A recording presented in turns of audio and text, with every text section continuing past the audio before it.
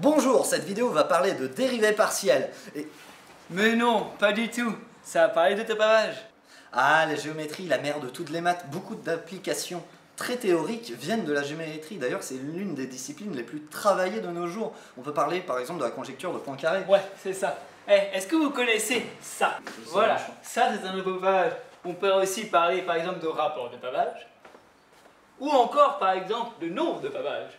Voilà. Et puis après, on peut aussi parler de pavage inverse ou... Arrête, tu vas les perdre. Bah ouais, tu te crois plus pédagogue que moi peut-être. Bah ouais, carrément. Donc, chapitre 1, définition et lien fondamental.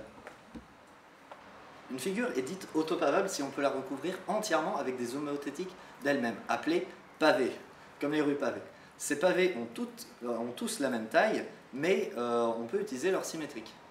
Un pavage est caractérisé par deux nombres. Le nombre de pavages qui est ici 4, c'est-à-dire le nombre d'homothéties dans la figure, on appelle cette figure une figure de pavage, et le rapport d'homothétie. Et on a remarqué qu'il y a justement un lien fondamental entre ces deux valeurs, qui est, donc R est égal à l'inverse de la racine carrée de sigma. Voilà. Chapitre 2, donc on peut autopaver les pavés d'une figure déjà pavée. C'est-à-dire, si je continue le pavage, on voit justement une autre figure de pavage sur ce triangle, et avec donc de nouveaux rapports et de nouveaux sigma, donc nombre de pavages. Et ça à l'infini, donc une figure autopavable une fois est autopavable à l'infini. C'est pas mal avoué, mais on s'ennuie un peu quand même. Bon alors, c'est pas contre toi, hein, mais bon, c'était un petit peu ennuyant ta partie. Tu vois, ce que veulent les gens, c'est les vidéos avec des grosses coupes ou alors des petites vidéos de chats. Bon, allez, maintenant, je vais te demander de bien voir te pousser et de te montrer comment on captive un public. Voilà, donc, par exemple, regardez ici, c'est la Triforce qui est dans Zelda, et on remarque bien sûr une figure d'autopavage. Et ça marche avec tous les triangles. Pareil, maintenant, avec les parallélogrammes, j'en dessine un ici.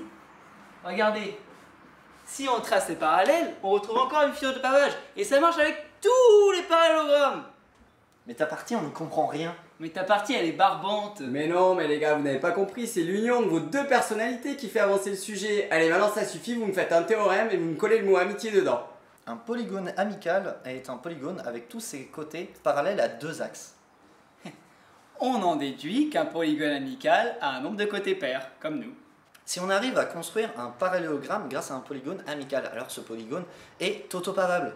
Oh, donc il existe une infinité de polygones autopavables. Et ouais, il y a aussi les plans autopavables.